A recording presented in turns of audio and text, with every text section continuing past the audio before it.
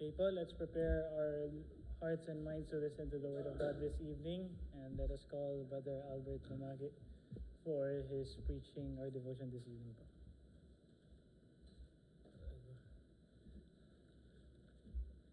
Magandang gabi po sa ating lahat. Ayan po yata si Pastor Jake na Zoom. Wala. Hindi, may flight na yata sila ngayon, no? Maya pa. Pabalik na.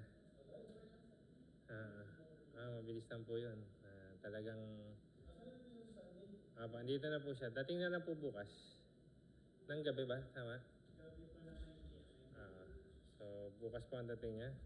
Paki-message na lang po kung pasundo po. Madaling araw sa atin. So, yun. So, salamat sa Panginoon. Wala po nasa Zoom? Wala po, no? Pero nabanggit niyo po ba na meron? Okay po. Ayan. So,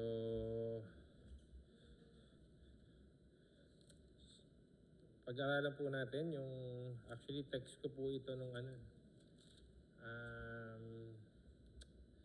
nung nasa US ako. Hindi dapat. Hindi kaya lang sabi yung pastor siya na lang daw. So, napag-aralan ko naman po ito. So, I just want to share to everybody of us. And as a devotion, no?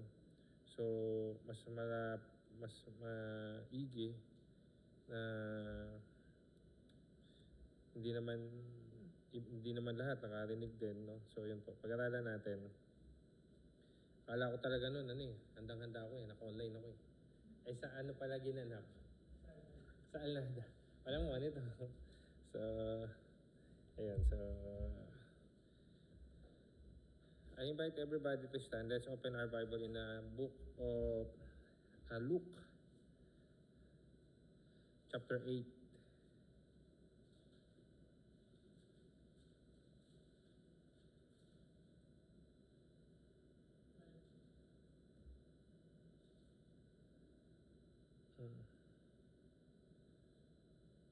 Basahin po natin mula verse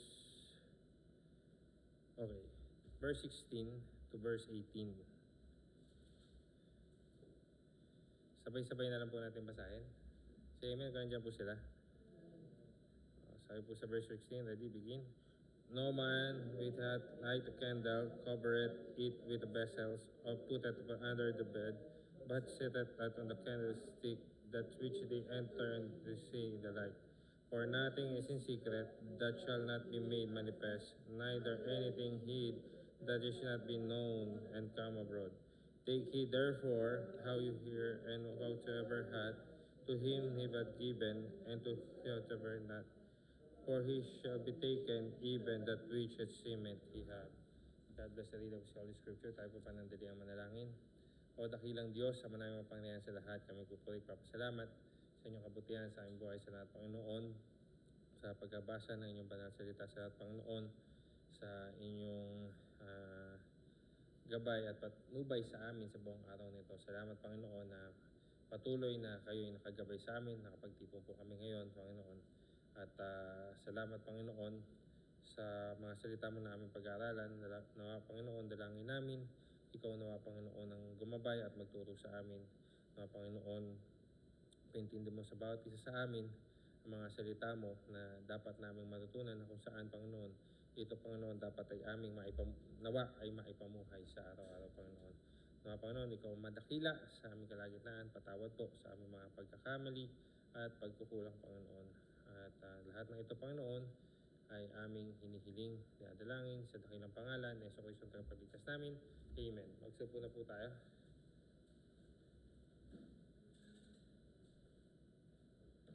Ayan, saglit lang po ito. Kasi 3 verse lang. Ayan. Pero yung background kasi alamin natin, no? So, ang background po nito ay patungkol ang Panginoong Jesucristo ay nagturo, no? Ito yung sunod-sunod na scenario nito. Nung last week, naturo na nga natin yung nung ako pala nagturo, yung nagpakain, no? Ng 5,000 men only, no? So ito po patungkol to doon sa simula po dito yung patungkol sa parable of the poor soil, no? Yung poor soil, so which is, I believe, ano na po ito? Hindi ko alam kung sino preach ito, si Preacher Edmond ba? Nandito pa tayo na, no? Ay, hindi, wala na. Nasa US na rin kami. Si Preacher, ha? Parable of the seed, no? Actually, parable of the seed is the word of God. Soil, yung napuntahan. Sino yun po? Which is God explained about, may explanation doon nga sa ano, kung ano yung klase na yon, no? So, then sa 16, binasa natin yung patungkol doon sa candle or sa light, no? And doon sa patungkol sa kung anong meron, no, sa mawala. Ngayon, balik po tayo muna doon sa parable, no? Pag-usapan po natin yung parable. So dito, may 4 na parable or may 4 na soil o yung pinagbagsakan ng word, no? Sabi ng Panginoon Kristo sa verse 9 or verse 10, sabi sa kasi verse 9 kasi sabi ng mga kanyang disipulo, and asked him saying, what might this parable be? And he said, unto you it's given to know the mystery of the kingdom of God, but to others in parable, that seeing they might not see, and hearing they might not understand. So now the parable is this, no? Sabi pa. So paliwanag natin yung parable. Sabi diyan, the seed is the word of God. So yung seed, yun po yung salita ng Diyos, no? Yun yung ibinabahagi sa atin, no? Nakakarinig, and sa pangapanahon po nito, ito yung ang mga tao ay nakakarinig about the kingdom of God, the gospel, no? So kaya ang patungkol sa Diyos, no? So yun yung sinasabi ng Panginoon Kristo na ang seed ay salita ng Diyos. Kaya po sa atin napaka-imposible o napakahirap paniwalaan na ang isang tao, sasabihin natin na malapit tayo sa Diyos, mahal namin ang Diyos, isa lang ang Diyos, pero they don't have a time to listen with the Word of God, no? They don't have time to listen, they don't have time to read, no? They don't have time to worship God, no? Na ang lagi lang nilang sinasabi, hindi, nagpipray naman po ako. Alam ko naman, marami po sa atin laging sinasabi, hindi, naintindahan naman ako ni Lord, no? Lagi po yan, dinig na dinig ko po yan. Hindi naman po natin to gusto silang sabihan na mas magaling kami sa inyo. Pero ito po kasi yung katotohanan na sinasabi lang sa Biblia na atin lang ipinapaliwanag. Ano nga po ba? Ang Panginoong Kristo na nag-interpret, no? Ang Panginoong Kristo na nag-interpret, na sabi niya, the seed is the word of God. Ito yung seed na kumbaga parang hinayo or kumbaga nagtinanim, no? So meron kasing mga lupang binagsakan, no? And sabi diyan sa verse 12, by the wayside are they that hear. So sabi kasi may nagtanim, no? Siya nagtanim. May bukid kaya sa Pilipinas, alam mo, sa bukid. Sa inyo, alam niyo, di ba? Alam natin, no? Sa Angat, no? Kami, nagtatanim ako. Ito, hindi nila nakitang magtanim, no? Kami, yung palay, nakapagtanim ako ng palay. Nakapagtanim ako. Ngayon, may tinatawag na pilapil, no? May pilapil. Ano ba yung pilapil? Yung dinadaanan ng tao. Tapos, so separate yung taniman, separate yung dinadaanan ng tao, no? Sabi dito, meron daw mga seed doon tumapon doon sa wayside. Ibig sabihin sa gilid, no? Na kung saan ang pilapil kasi actually sa bukid kasi pagka pilapil ano pa yun sa palay minsan may wet pa yon, no? Pero yung talagang yung daanan ng yung malapad, minsan wala nang talagang tubig. Yun, hindi na babasa yun. No, pagka kunwari palay, hindi talaga kung palay, hindi yun uusbong. Kasi ang palay kailangan sa tubig. No. So yun. So parang dito sabi, yung wayside, they are that here, then cometh the devil and taketh away, and taketh away the word out of their heart, lest they should believe and be saved. Yan. So, no. So, doon sa wayside, nakita nung ibon, no? Sabi diyan, nakita nung sabi diyan,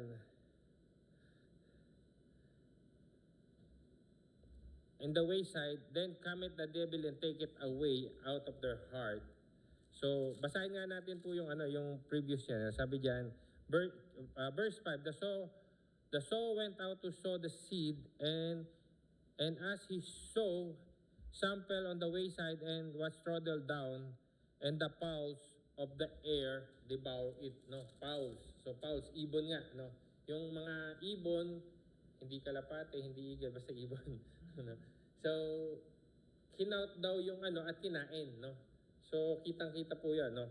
Kitang-kita yung seed, so kinakain nung ibon, no. So, sabi diyan, ito yung salita ng Diyos. Dito marami po sa atin ganyan. Nakakarinig na salita ng maraming nagbamahagi. Tayo nagso-soul winning, tama? Nagso-soul winning tayo, pero minsan may mga tao talagang tumatanggi, ayaw nila. Pero dito sabi diyan, yung mga attention, ito yung mga usually attention ng tao. No, sabi diyan kasi, the wayside, 13, those are the wayside are there that hear, then cometh the devil and taketh away the word in their hearts, lest they should believe and be saved. No? Marami po minsan pag nagso-soul winning tayo, minsan talagang sa umpisa pa lang tumatanggi na. No?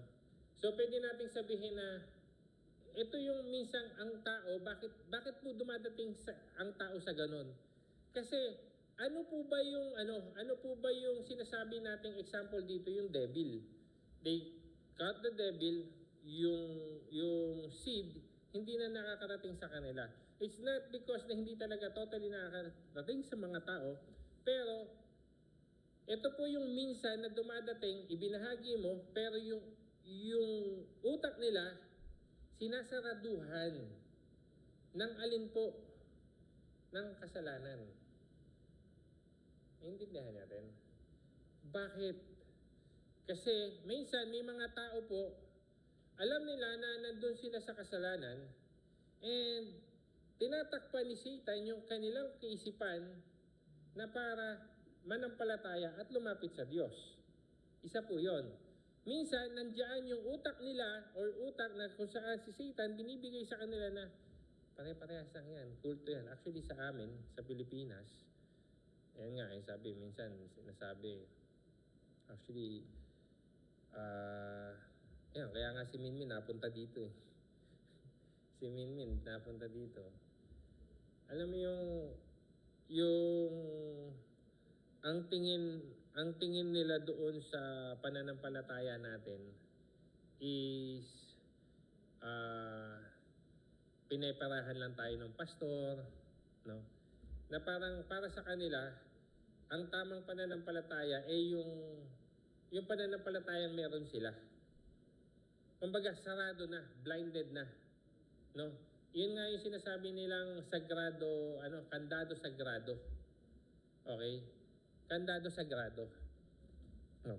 Pero bakit ba ako doon nagpo-focus? Kasi dito ako sa bandang dulo magpo-focus. Hindi, pero yun nga, minsan may mga tao na sana maliligtas, sabi niya, they should believe. Pero Satan trying to blinded their eyes na para hindi na makita o hindi nila maintindihan yung salita ng Diyos. Na kung saan, para sa kanila, kung ano na yung nakagisna nila, ano na yung alam nila, doon na sila. Ayaw nilang tumanggap ng iba, which is who is the one who doing it. No? yung mga maring katuruan na ipinapasok din sa kanila. Who is that? Satan is blocking that one, the true word of God. Second, verse 13, they on the rock are they which, when they hear, receive the word with joy, and have no root, which are while believe, and in the time of temptation fall away. No? Sa mga soil, ito po yan. And some fell upon the rock, and as soon as it sprang out, it withered away because lack of moisture. No? Ibig sabihin, alam mo yung minsan mga nagsingit-singit lang, sabi rock, no? Nagsingit-singit. Pero, sabi, di ba minsan, meron minsan may mga nakikita kayo na halaman parang nag-uugat lang, pero walang makapitan, tapos mamatay. Ayan. So, ganito yun. So, sabi ng Panginoon sa Kristo, in-explain niya siya na ito yung nagsimulang umusbong. Ibig sabihin, kaya nagtuloy.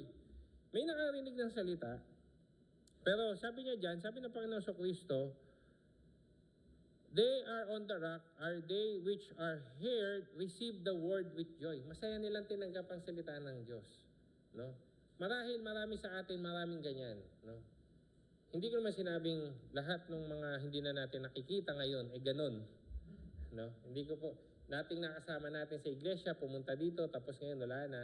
Hindi ko po sinasabing totally na ganun. Kasi baka mamaya nakahanap sila ng ibang church, na doon sila palalaguin ni Lord. Okay?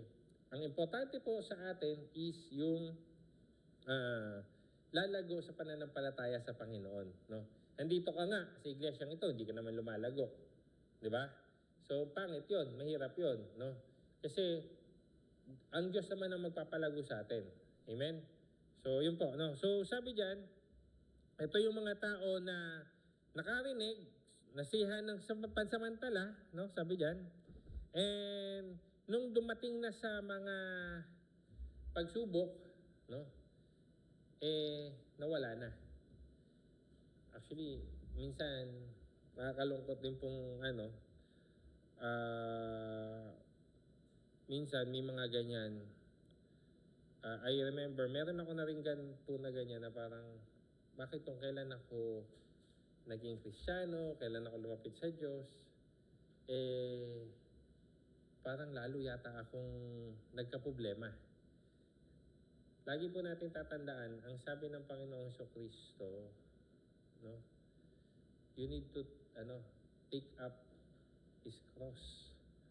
Pag sinabi mo bang you take up your cross, ibig sabihin may dadalhin ka. No? Yung mga apostol nga nahirapan, mga prophets nga nahirapan. Hindi po natin pwedeng sabihin na lahat ng Kristiyano na lumapit sa Panginoon, sabihin natin, hindi darating sa problema. Okay? Kasi sabi ni Peter, alam mo si Peter, sabi niyan, si Peter nga ba count with all joy? O si James? Si James, no? Si James, count with all joy. Kung namadating ka sa diverse temptation, no? Tapos si Peter naman, sinabi niya, yung temptation, parang pinupurify ka, no? Kasi doon sinasala yung pananampalataya mo, no? Kaya yung mga apostol at mga tagasunod ng Panginoon sa Kristo, sinasabi yun na darating ka sa mga ganito, pero yun dapat yung pinanghahawakan natin. Ang problema, hindi po natin, yun ang siguro kulang sa atin yung pag after sumunod na bautismohan, sabihin kagad yung mga verses na yun sa mga bagong mananampalataya. No? Pero dapat, kaya po ganun ka-importante yung discipleship program, na kung saan, dapat sa mga discipler natin, nababanggit natin na yung mga problema, pagdadaanan mo. No? Pero hindi permanente yan. Ang kailangan mo, yung pananampalataya mo, totoo at tapat sa Diyos. Kasi yun yung magpapatibay sa iyo. At the end, nandoon naman yung blessing ng Panginoon sa atin. No? Okay. So, sabi dyan, sila yung pansamantala, pag nag-temptation na, bumabagsak na, no? Teka lang, sabi ko saglit lang ako, alas 8 na pala. Okay. Verse 14, and that will fell among the thorns they are which, when they have heard, go forth and are choked with cares of riches and pleasure of this life, and bring no fruit to perfection. No? Ito daw na, basahin po natin sa kabila, verse 7, and some fell among the thorns, and the thorns sprang up with it and choke it. No? So, alam niyo yun, yung iba daw, alam niyo yung mga damong makaya. Mga matusok-tusok yun eh. Ewan ko kung doon yun. Pero yun nga, sabi ng Panginoong Hesukristo, yung iba, doon daw nasingit-singit sa may mga thorns na kung saan, ano nga po ba yung pinakita ng Panginoong Hesukristo? And when they have heard, go forth, no? Nung narinig nila, humayo sila, pero, and are choked with cares and riches of pleasures of this life. Ano po yun? May mga tao, or may mga mananampalataya, may mga naka-receive, na kung saan, nung umpisa narinig nila, pero, ang problema, hindi nila maipagpalit yung kung ano yung meron sila ngayon. No? Minsan, tingnan natin yung buhay natin, na minsan, meron tayong kailangan ipagpalit para sa Diyos. Actually, magandang parable, may mga parable about it, no? Na kung saan may sinabi ang Panginoong Hesukristo na parable na iiwanan niya yung kalimutan ko iiwanan niya eh. Pero kunwari yung hindi 99 eh. Yung lahat ng ari-ari, parang meron siyang, nakalimutan ko yun, pero,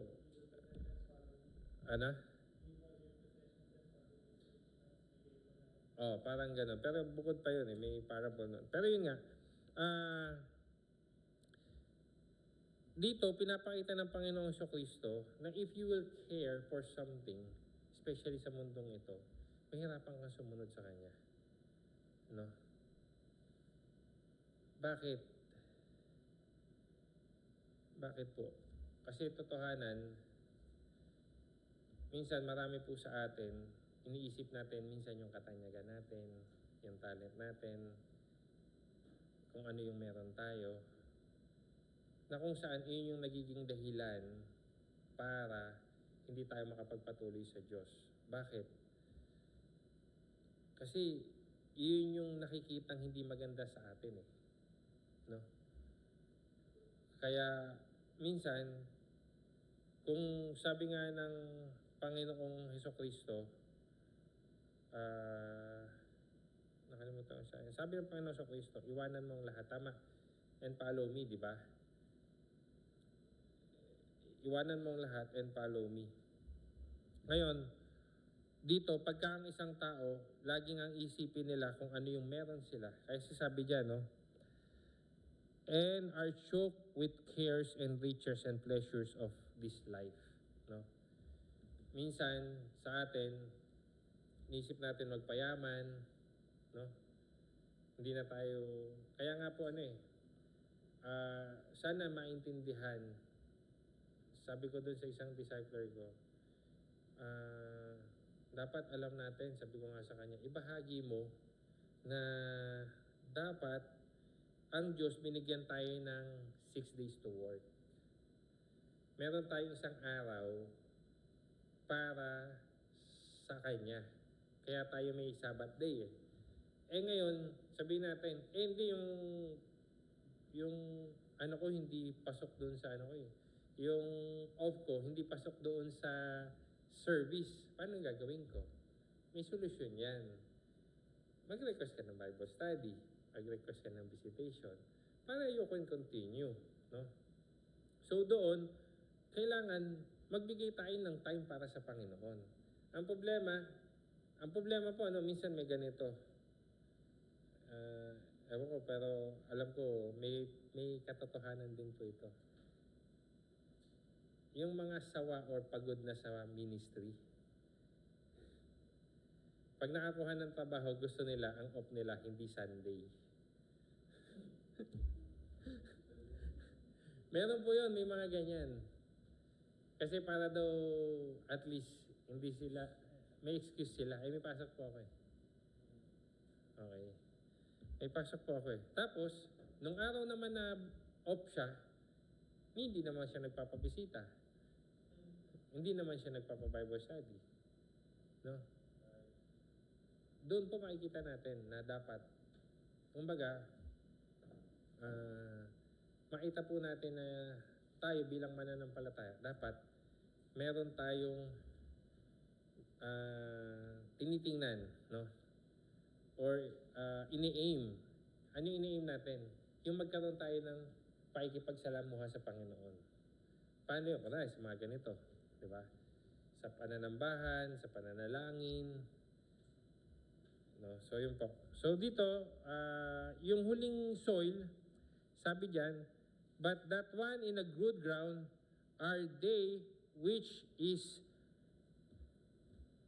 an honest and good heart, having heard the word, no? Sabi niya, ito yung good ground, honest and good heart, no? May tamang puso, may tapat at tamang puso, having heard the word, nung narinig nila yung salita, keep it, no? Ano yun? Yung keep it, ito po yun, yung ginagawa natin. Actually, hindi lang ginagawa natin. Yung lagi natin pinapakinggan, binabasa, kaya po tayo may mga gawain. Keep it and bring forth fruit with patience. Paano po yun? Ang salita ng Diyos, hindi lang po yan binabasa. Iniintindi po yan. Pagka iniintindihan po natin, ipinamumuhay po natin. Kaya po yan kinikip. Okay? Kaya po ngayon, diyan sa prutas na yan, ang sabi, and it bring forth fruit, magbubunga. And with patience. Ngayon, doon po sa binasa natin, ito po yung text natin. No? Sabi, no man, when he hath lighted a candle, covereth it with a vessel, or putteth it under the bed. No? Sabi ng Panginoong Kristo, ito po kasi yun. Ang isang taong may pananampalataya, ang isang taong nagbubunga, dapat makita yung bunga. Kaya po sabi, yung light, no man, kasi magkasunod eh, di ba? Magkasunod po yung ano eh. Nung sinabi ng Panginoong Kristo, okay.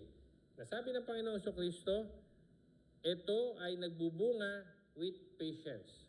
No? Kaya dapat yung nagbubunga, mapasensyoso. No? Pag tunay na Kristyano, pasensyoso tayo. No? Kung hindi, try nating pagbungahin yung patient. Fruit of the Holy Spirit po yan. No?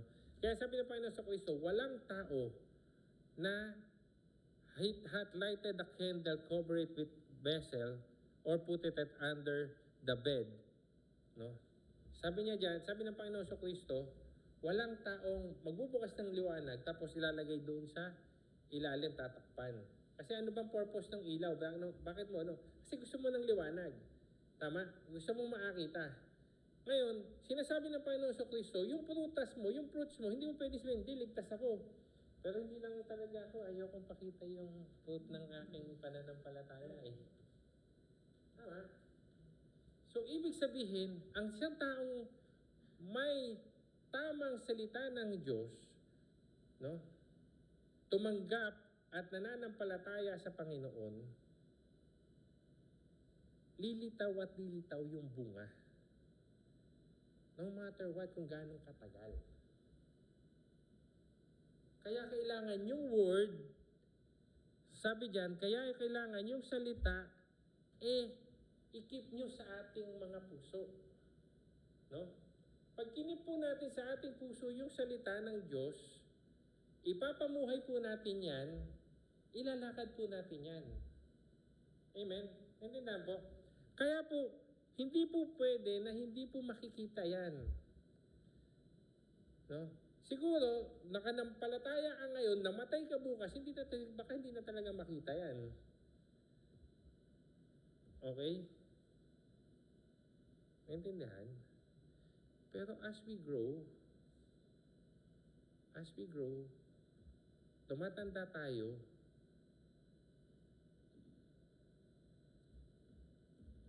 nagtatagal tayo sa iglesia, nag-aaral tayo ng salita ng Diyos, mamumunga yan.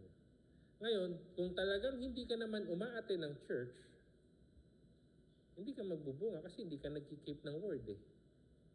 Amen? Paano mo po ba makikip yung word? Kailangan mapakinggan mo. Kailangan mabasa mo. Kailangan marinig mo. Pero kung ano po ba yung gawin natin before? Ano yung ginagawa lang natin dati? Sa ating, ako po, sabihin ko na sa inyo. Ako po, nung hindi ko pa totally kilala o hindi ko pa tinanggap o sabihin natin, kilala ko naman eh, pero wala akong tamang relasyon sa Diyos. Ano lang ako, simbang goto lang ako. Okay? Simbang goto, simbang Abel. No? Minsan makaabot ka lang saan? Makapag-abot ka lang sa komunyon, makaabot ka lang doon sa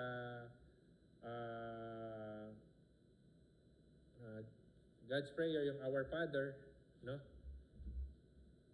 Minsan sapat na sa amin yun. Yun lang pagkakaintindi namin. Ngayon, anong nangyayari? Tingnan mo, ano yung nagiging bunga? May bunga ba? Mayroon bang ikaw narinig patungkol doon sa tinuro ng pari man lang? Wala. Kasi bakit? Di okay lang kasi na late nang dumating.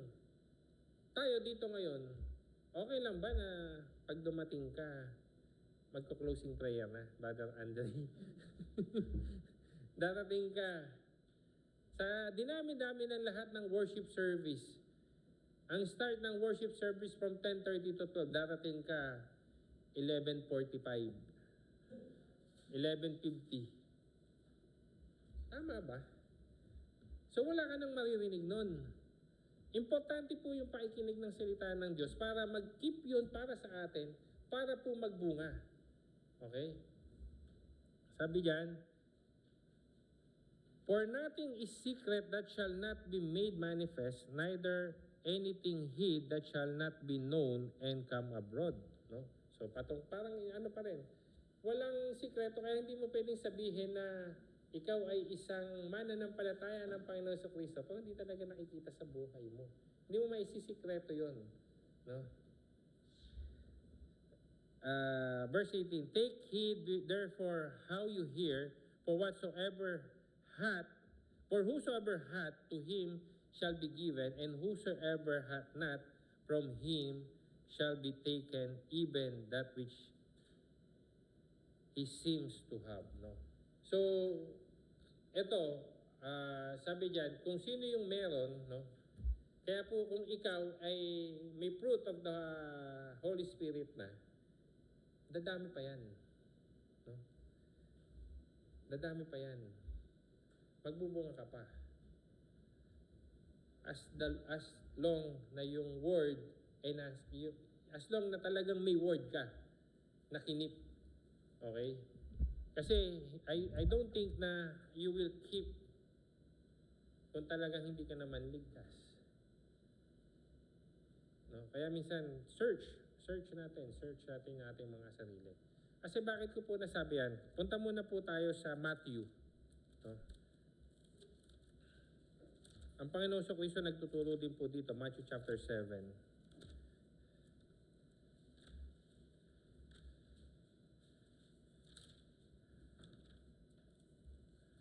Matthew chapter 7.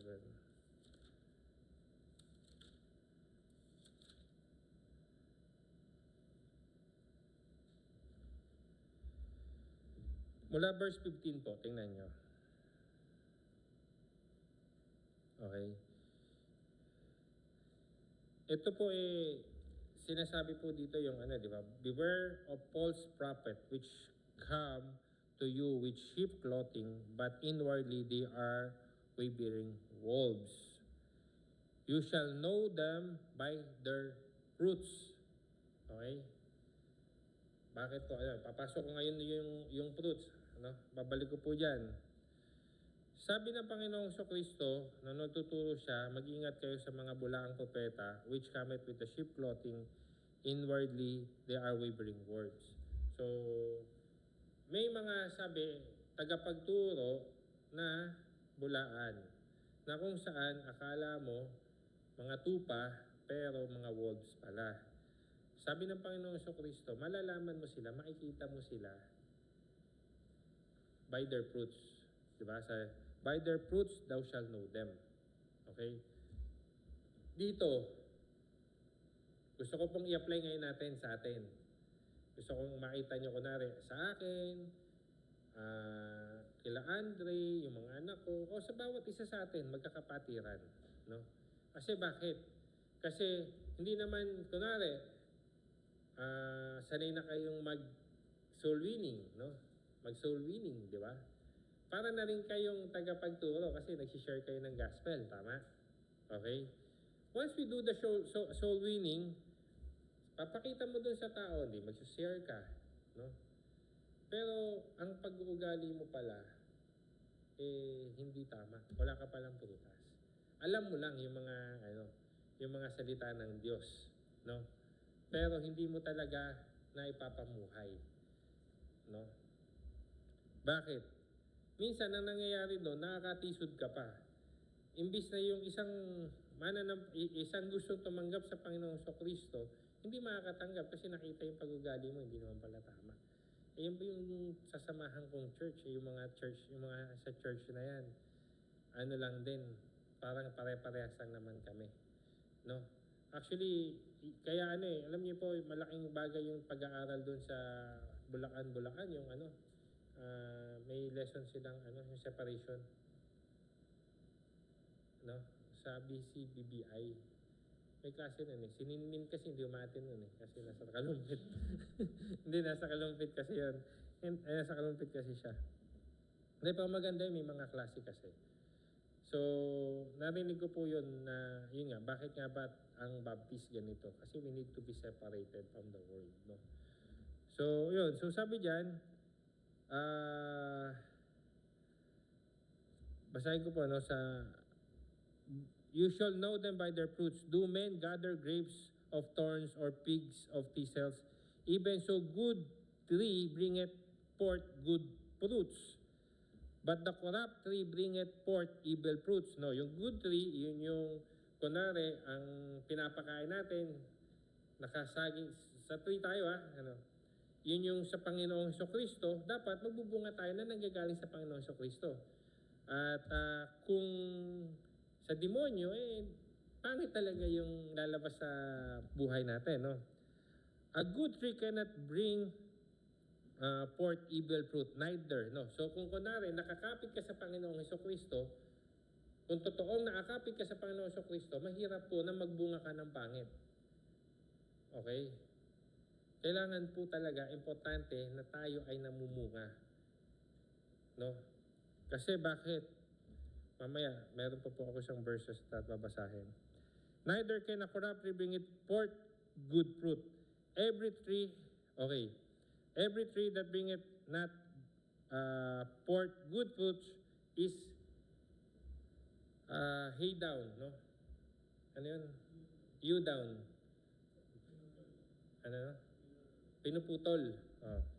So, di ba meron tayong sinabi ng Panginoong Kristo din dyan, kinakas sa yung hindi na nagbubunga, itinatapon at sinusunog. And cast into the fire. Yan. Wherefore, by their fruits you shall know them. No? Sa atin, importante po, no? Importante na nagbubunga tayo. Bakit ko po sinasabi ito? Ang tagal na nating Kristiyano, kung hindi tayo nagbubunga, baka may mali po sa atin. No? Kasi hindi na tayo nag-a-attend, hindi natin. Or baka parehas lang tayo doon sa soil na, receive with joy. No? Baka mamaya pag dumaan ka na sa malalim na, na pagsubok, wala ka na. Okay? Kasi kung tayo ay mismong malalim ang pananampalataya, malalim yung foundation natin. Kasi pagka nandun tayo sa malalim ng pananampalataya, nakakapit tayo sa Panginoon. No? Okay. Meron pa po akong isang... Yun, teka. Sa John po. John chapter 15. Kaya importante po na tayo ay nagbubunga.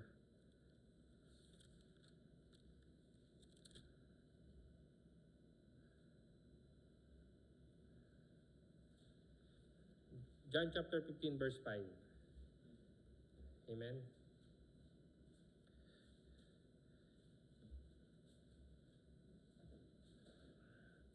Ito po, no, kung tayo ay naakabit sa Panginoon Kristo, kung tayo yung salita niya, kung ang salita po ng Panginoon Kristo ay nag-uumapaw sa atin, ang salita ng Diyos ay nag-uumapaw sa atin, ito po yung sinasabi ng Panginoon Kristo. John chapter 15 verse 5, dito po ako magtatapos. I am the vine, ye are the branches. So ang Panginoon Kristo yung vine, tayo yung branch.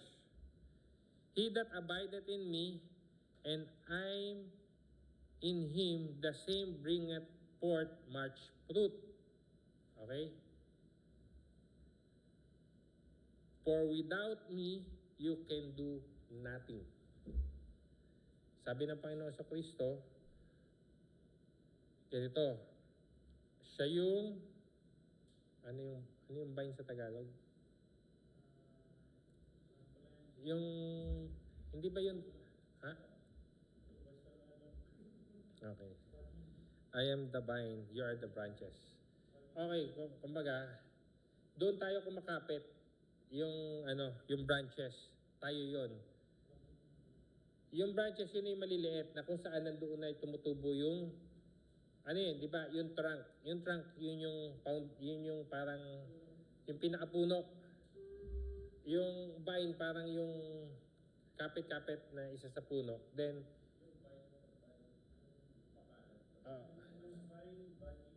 bagging. Okay. Then sabi diyan, and you are the branches. Sabi niya, he that abideth in me, yung sumusunod o kasama, nakadikit sa Panginoon, so, in him the same bringeth much fruit. So kung hindi tayo nakakapit sa Panginoong Kristo, hirapan tayong magbunga. Ngayon, tingnan po natin. Tingnan natin ang ating mga sarili. Kung hindi po tayo nagbubunga, usapin natin ang Panginoon. Panginoon, tulungan mo po akong magbunga. Gusto ko pong mas kumapit ng malapit sa inyo. Yun po yun. Ay sabi ng Panginoon, kung wala ka, kasi dito sinasabi, hindi ka magbubunga. Kaya sabi diyan, for without me, you can do nothing. Kung wala ako, kaya ka hindi nagbubunga, wala ang Panginoon sa Kristo sa puso mo. Naintindihan niyo po? Naintindihan ba natin? If a man abide not in me, he is cast forth as a branch and withered away, and man gathered them and cast them into the fire, and they are burned. No? Sabi ng Panginoon sa Kristo, kung ang isang tao o yung isang branch or a man not in me, hindi yan magbumunga, and puputulin lang yan. No? Kaya nga, kung napag-aralan natin yung soil, dapat naiintindihan natin yung pagkakasunod-sunod ng mga tinuturo ng Panginoon. Hindi po nagturo ang Panginoon sa Kristo sa soil lang. Dapat i-relate mo siya doon sa ibang tinuro niya at titingnan mo kung applicable ba yon. At nung nagturo siya, sabi ng Panginoon doon sa soil, nagbunga yon. At nung ang Panginoon sa Kristo, kausap niya yung mga disipulo niya, sinabi niya, ako yung vine, you are the branches. Ang sino mang naakapit sa akin, bring it forth fruits.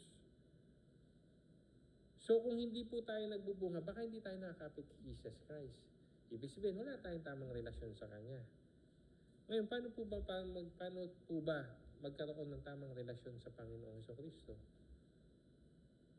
Start to basic. Manampalataya tayo sa Kanya, magtiwala tayo sa Kanya, pagtiwala natin ang buhay natin sa Kanya. Umaten tayo ng pananambahan, magbasa tayo, makinig tayo. Magpa-discipler tayo. Kahit ba may natutunan ka na before no? Continue it. Kasi, hindi porke may natutunan ka na, doon sa magtuturo at magdi-discipler sa'yo, wala ka nang matututunan uli. Pwedeng maulit. Bakit nga ba? Lahat ba ng preaching, hindi mo, kumbaga, pag tumanda ka na, kagaya nila Mami Beach, yung ibang mga preaching nila, lahat, fresh. Yung iba, narinig na nila yon, no? Yung iba, narinig na nila yon. Pero yun yung tinuturo sa atin. Na minsan, tayo nga, pag nabasa na ba natin yung salita, yung Bible, ng cover to cover once, tapos na. Di ba hindi? Pagka nagbasa uli tayo, minsan nga, kahit hindi mo cover to cover nabasa mo yung John, kagaya niyan, yung John, ilang beses natin na pag-aaralan mo, sa Mutina, sa...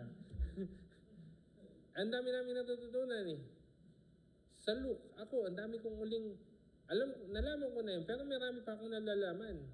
Kasi po, kababasa natin ang salita ng Panginoon, doon po natin na-emphasize at nalalaman yung salita niya, at iyon ngayon yung magpapabago sa atin kung bakit tayo unti-unting nagbubunga. Okay? So, importante po yan. I don't know kung may nakita ako sa Bible na pagligtas ka, hindi mo kailangang magbunga. Kasi kahit nagtuturo kami nila Brother Andre sa Bible, di ba, sa Romans, una, pinakita sa iyo yung sequence Papakita sa iyo yung kasalanan mo, eto, mabubuhay ka sa pananampalataya, ikaw ay naligtas sa pananampalataya. After that, ano matatapos? Mag-end up kung paano ka mamumuhay bilang tagasunod ng Panginoon sa Kristo. Magsasabi din dyan, magdadanas ka sa mga ganitong problema. No? So, dapat tayo bilang Kristiyano, hindi po tayo natapos lang doon sa nabautismohan, pagkatapos wala na. Nagka-come and go na lang tayo. Hindi po. Kailangan po nating mas malalim pang maunawaan ang salita ng Diyos. Kaya importante po na yung pag-attend natin, pagbabasa ng Bible study, pagdi-discipleship, no? Kaya nga, i-share ko lang yung sinabing grow nung natutunan ko sa ISC. Pag ikaw naligtas, go to Sunday school, go to worship, go to prayer meeting, go to Bible study. R. Ano yung R? Tanongin ko si ate. R, read your Bible. No? Read your Bible. No? Read and meditate. No? Hindi lang po read kasi baka hindi mo meditate. And read and devotion. No? Magkakaroon ka ng have devotion with God para makilala mo siya ng mas malalim. O. Obey. Obey. Obey po yun. So go, read, obey. Obey mo kung ano yung nabasa mo sa salita ng Panginoon para mag-grow yun. At yung W, tama si sister na, hindi, witness. Hindi kasi, pwede, workout. Pero hindi, obey na yun Witness naman. Kasi, actually, soul winning yun I-share ko nga sa inyo yun. Pang soul winning yun. No? Pagka ikaw ay na-soul win na, the start first is yun nga, nandun na, go ka sa lahat ng mga gawain ng Panginoon. Then magbabasa ka, mag-obey ka, and afterwards, matututo ka, ikaw na rin yung mag-witness. Kaya lalaki ang salita ng Panginoon. No? So sana po, may natutunan tayo sa ating maiksi or mahabang devotion. No? At sana po, yun nga, kung tayo man, hindi natin nakikita yung pagbubunga sa atin. Alam nyo, sabi ng Panginoong Hesukristo, ask at ikaw yung bibigyan. Knock and the door will be open. No? Seek. No? Ikaw makakatagpo. Kasi kung yun po yung kailangan natin gawin, gawin po natin. Para po tayo ay magbunga. So tayo po manalangin.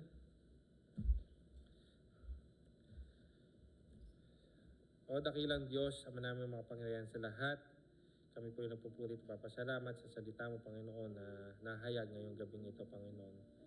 Salamat po, Panginoon, na kung saan ipinaalala mo at pinaalam mo sa amin na dapat, Panginoon, bilang ilaw or yung candle, Panginoon, hindi to, Panginoon, basta sinindihan at pagkatapos, Panginoon, ay itatago lang. Bakit po, Panginoon? Kasi po, Panginoon, ito yung tinuro nyo sa mga sumusunod sa inyo, sa mga disipulo nyo, Panginoon, at sa mga nakikinig ng mga salita mo, Panginoon, nung nandito ka, Panginoon, na kung saan tinuro mo, Panginoon, yung parable of the seed or the soil, poor soil, na kung saan yung seed po, Panginoon, ay salita mo. Na iyon po, Panginoon, ang tinatanggap ng tao. Na kung saan yung seed na yon ang magbibigay ng kaligtasan sa bawat isa sa amin.